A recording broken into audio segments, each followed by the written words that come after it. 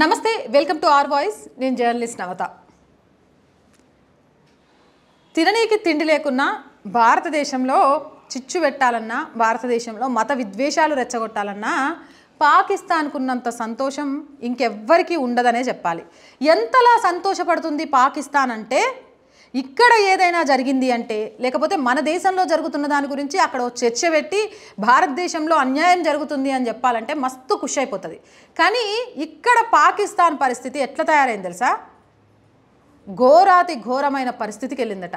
ఆఖరికి పాపం అందులో పనిచేస్తున్న పాకిస్తాన్లో పనిచేస్తున్న వాళ్ళు కూడా చాలా ఇబ్బందులు పడే దుస్థితికి వచ్చిందట. దానికి సంబంధించి నేను మీకు ఒక వీడియో చూపిస్తాను. ఫ్లైట్లో పాపం जी आप बता रहे हैं कि फ्यूल नहीं है. अच्छा जी, तो इसका क्या सोल्यूशन है जी?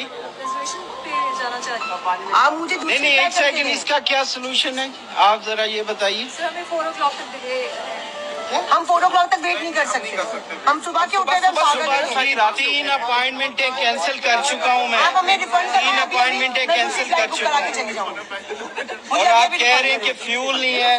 फ्लाइट PK203 में फ्यूल नहीं है. ये जी अमला खुद इस चीज का इतराफ कर रहा है जी. అదనమాట. ఫ్లైట్ని నడపడానికి ఫ్యూయల్ లేదు కానీ ప్యాసింజర్స్ అందరికీ టికెట్స్ ఇచ్చేసిండ్రు. ఎంత దుర్భర స్థితిలో ఉందో పాకిస్తాన్ అనేది చెప్పడానికి ఇది ఒక నిదర్శనం. అయితే ఇప్పుడు ఈ వీడియో చేయడానికి కారణం ఏందక్క, పాకిస్తాన్ ఫ్లైట్లో ఫ్యూయల్ లేకపోతే అది కూడా పెద్ద విచిత్రం వింత, పెద్ద దాన్ని వీడియో చేసి చూపించాల్సిన అవసరం ఏంటి అంటే ఖచ్చితంగా ఉంది.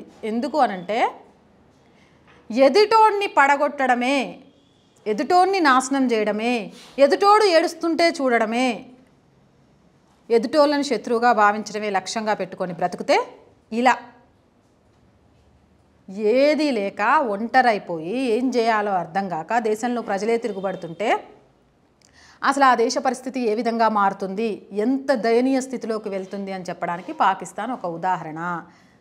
కాబట్టి ఏ రాష్ట్రాలైనా ఏ దేశాలైనా సరే మన రాష్ట్రాన్ని అభివృద్ధి చేయాలంటే ఏం చేయాలి, మన దేశాన్ని అభివృద్ధి చేసుకోవాలంటే ఏం చేయాలనే కానీ శత్రు దేశాలని భావించి ఎదుటి దేశాల వినాశనాన్ని కోరుకుంటే మనం ఏది తలిస్తే దేవుడు అదే ఇస్తాడు. బేసిక్గా మనం ఎదుటి వినాశనాన్ని కోరుకున్నాం అనుకో ఫస్ట్ మనకే ఇస్తాడనమాట.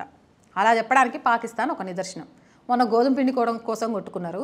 ఈరోజు ఫ్లూయిల్ లేక పాపం ఫ్లైట్లో పనిచేసే ఎంప్లాయీస్ అంతా అందులో అక్కడికి వచ్చిన ప్యాసింజర్స్తో తిట్లు తింటారు.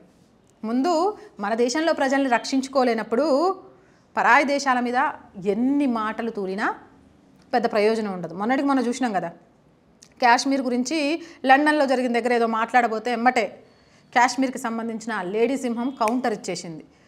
ఐక్యరాజ్య సమితి ఇలాంటి దాని ప్లేసుల్లో మిగిలిన ప్లేసుల్లో ఇక్కడ ఏదో ముస్లింలకు అన్యాయం జరిగిపోతుంది అని మాట్లాడడానికి సిద్ధంగా ఉండే పాకిస్తాన్ తన దేశంలో ఉన్న తన మతానికి సంబంధించిన వాళ్ళకే తిండి పెట్టలేని స్థితిలో, ఫ్యూయల్ నింపి వాళ్ళ గమ్యస్థానానికి చేర్చలేని స్థితిలో ఉంది.